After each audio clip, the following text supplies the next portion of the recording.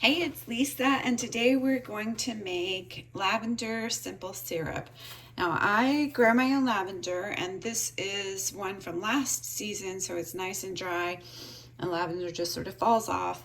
If you're in the North Carolina, Virginia area, your lavender might be coming in now. So mine is, I think, another week or two, and I should get a new harvest of lavender. But this is last year's. So for lavender syrup, we're just going to use equal parts water and sugar. Okay, and no sticks. We're going to strain it though. And we're just going to bring that to a boil and turn the right burner on. And we're going to melt that and add our lavender. So what would you do with lavender syrup? All kinds of things. I use it in hot tea. I use it in mixed drinks if you do cocktails, or you can use it in mocktails.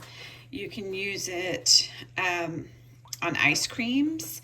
I mean, really, there are all kinds of things that you can do with it, but I especially like it in hot teas and hot drinks. Well, cold drinks. I like it in drinks.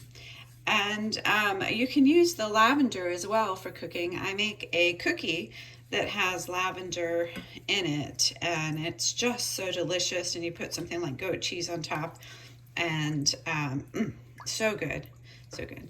So this is starting to dissolve. Once the sugar's a little more dissolved, I'm going to go ahead and add in my lavender. And then I will, let's see. Okay, we'll put in the lavender.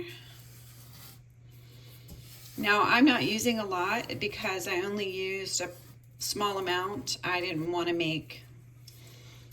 have to use a whole cup or so. But so for a cup of sugar, you would use 2 to 3 handfuls or spoonfuls of lavender. I used a 1/3 cup of sugar and a 1/3 cup of water, and I'm just going to, again, let that sugar dissolve. Once this comes to a boil, there's several different ways to do this. People do it all different ways, where you add the lavender at the end and let it sit, where you let it steep for a colder version overnight. You can let it simmer for a little while with the lavender, which is probably what I'm going to do. All you're really doing is just infusing that lavender into the syrup. So see, I just have some bubbles here. I don't know, and the steam is kind of showing. So now I'm going to turn my heat down, and we're just going to let that sit. And I won't make you stay on the video for the whole simmering portion, but once it's done, I'm going to then strain this simple syrup and then put it in a sealed jar, and I'll keep it in my refrigerator for, I don't know, a week or so.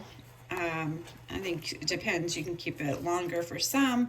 We'll go through this amount pretty quickly. So I find it easier to make small batches and use it, and then I don't have to worry about things like mold or bacteria or anything like that in my sugar. And so if you make it, let me know and tell me what recipes that you like to use lavender syrup in, and we'll compare notes and share recipes. Thanks.